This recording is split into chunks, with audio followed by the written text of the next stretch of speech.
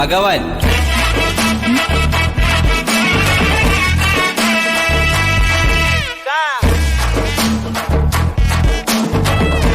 സീതാന്റിയെ സ്റ്റേഷനിൽ നിന്ന് ഇറക്കിയത് ഭഗവാനാ.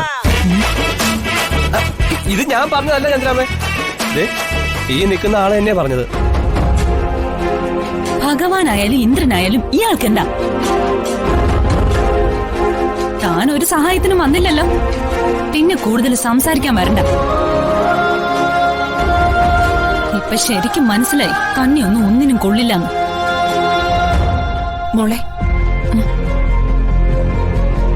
മോളെ അങ്ങനെയല്ല, സ്റ്റേഷനിലേക്ക് വരാൻ മഹി ഇറങ്ങിയതാ. അപ്പോഴാ രമാ മേഡം.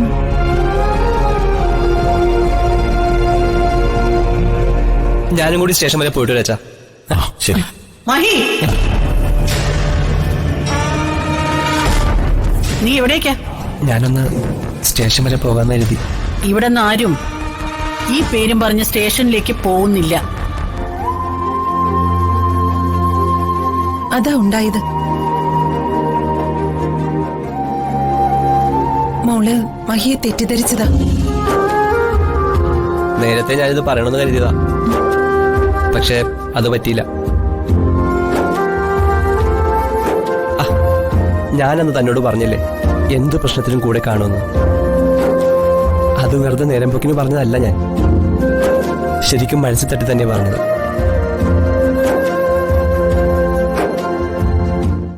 അയ്യടാ, ആര് സോറി പറയാൻ? ആർക്ക് പശ്ചാത്താപം? എനിക്കോ? എന്തിന്? തന്നോടെ കൂടുതൽ പറയാത്തതിന്റെ വിഷമം മാത്രമേ എനിക്കുള്ളൂ.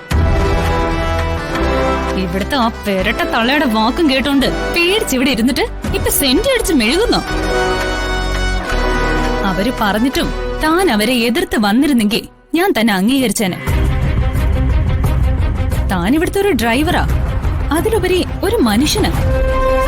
തനിക്ക് തന്റേതായ ഇഷ്ടങ്ങളും തീരുമാനങ്ങളൊക്കെ കാണും. അത് രമാദേവി എന്ന തന്റെ പോറ്റമ്മയുടെ കീഴില് അടിയറവ് വെക്കേണ്ട കാര്യമില്ല. പേടിച്ച് മൂലയിൽ കയറി ഇരുന്നിട്ട് ഇപ്പൊ ഞാൻ സോറി പറയണം പോലും. താൻ എന്നെ സഹായിച്ചിരുന്നെങ്കിൽ തന്നെ ഞാനൊരു താങ്ക്സ് പോലും പറയില്ലായിരുന്നു. അപ്പോഴല്ലേ സോറി. അതെ, ഈ നന്ദിയും കടപ്പാടും സോറിയൊക്കെ മനുഷ്യർക്കുള്ളതാണ്. തന്നെ ആ ഗണത്തിലൊന്നും കൂട്ടാൻ പറ്റത്തില്ലല്ലോ. സത്യം പറ, താൻ ഏലിയനല്ലേ? എന്തായാലും മനുഷ്യഗണത്തിലുള്ളതല്ല. തനിക്ക് എന്താ? ഇനി കൂടുതൽ വല്ലതും പറഞ്ഞോ ഞാൻ തന്നെ തല്ലും. അപ്പൊ തനിക്ക് മനസ്സിലാവും ഞാൻ മനുഷ്യനാണോ ഏലിയനാണോന്ന്. പൂർണിമയുടെ മകളുടെ ബർത്ത്ഡേ ഫംഗ്ഷൻ വരുന്നുണ്ട്. നമ്മള് കുടുംബസമേതം ചെല്ലണമെന്നാണ് ചന്ദ്രമതി പറഞ്ഞത്. എന്നെ പൃഥ്വിയും വിളിച്ചിരുന്നു. നമുക്കെല്ലാവർക്കും കൂടെ ഒരുമിച്ച് പോവാമേ? എന്തായാലും നമ്മളെല്ലാവരും കൂടി പോവല്ലേ. അപ്പോ ഐശ്വര്യലക്ഷ്മിയോടും കൂടി വരാൻ പറയ്. അവളും ഇപ്പോ ഈ കുടുംബത്തിന്റെ ഒരു ഭാഗമല്ലേ.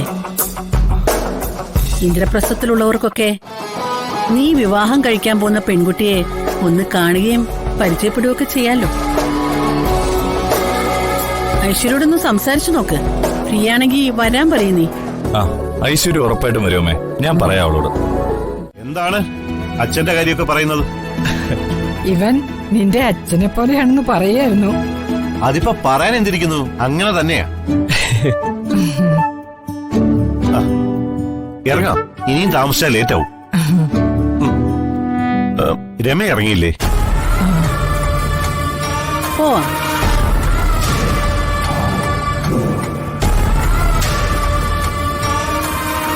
ഈ ഷർട്ടും പാന്റും ഇട്ടോണ്ടാണോ നീ വരുന്നത്? വേറെ നല്ലതൊന്നും നിനക്ക് കിട്ടിയില്ലേ? ഇതിനെന്താ കുഴപ്പം? ഇതിന്റെ കുഴപ്പം പറഞ്ഞാ നിങ്ങൾക്കത് മനസ്സിലാവില്ല. ഇത് മതിയുടെ മോനെ, ഇതിനൊരു കുഴപ്പമില്ല. പിന്നെ നമുക്ക് മനസ്സിലാവാത്ത കുഴപ്പങ്ങള് നീ കാര്യമാക്കണ്ട.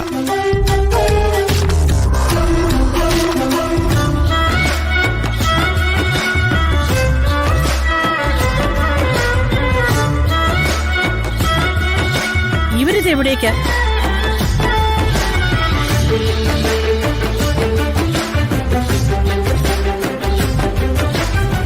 ഇവരും കൂടെ നിങ്ങളുടെ കൂടെ വരട്ടെ എന്ന് കരുതി. ആര് കരുതി? ഫാമിലി ഫ്രണ്ടിന്റെ വീട്ടിലെ ഒരു ഗ്രാൻഡ് ബർത്ത്ഡേ പാർട്ടിക്കാണ് നമ്മൾ പോകുന്നത്. അവിടേക്ക് ജോലിക്കാരെയെല്ലാം കൊണ്ടുപോവാൻ എനിക്ക് തീരെ താല്പര്യമില്ല.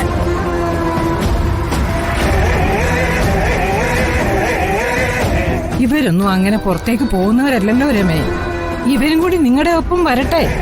അമ്മയ്ക്കറിയാലോ, ഞാൻ ഒരു കാര്യം ഒരിക്കലേ പറയും. ഓ,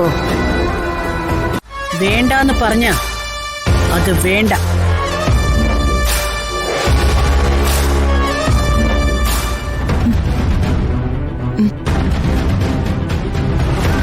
ഇവരെ കൂടി കൊണ്ടുപോവാൻ ഞാനാ തീരുമാനിച്ചത്.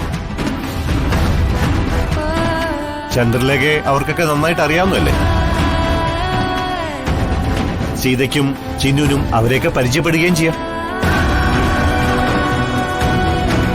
ഇവിടെ അങ്ങനെ മുതലാളിമാരും ജോലിക്കാരും എന്നൊന്നും ഇല്ലല്ലോ. നമ്മളെല്ലാരും ഒരു കുടുംബം പോലെ. അല്ല, എല്ലാവരുടെയും കൂട്ടത്തില് എന്നെ കൂട്ടണ്ട. ഇന്ന് കരുതി പോകുന്നിടത്തൊക്കെ എല്ലാവരെയും കൂട്ടിക്കൊണ്ട് പോകേണ്ട കാര്യം എനിക്കില്ല. എന്റെ ഭർത്താവ്, അമ്മ, നീ, ഇത്രയും പേർക്ക് എന്റെ കൂടെ വരാം. ഇത്രയും പേർക്ക് മാത്രം. അതോ അല്ലെങ്കിൽ ബാക്കി 2 പേർക്ക് വരാം. ഞങ്ങള് വരുന്നില്ലെങ്കിലോ?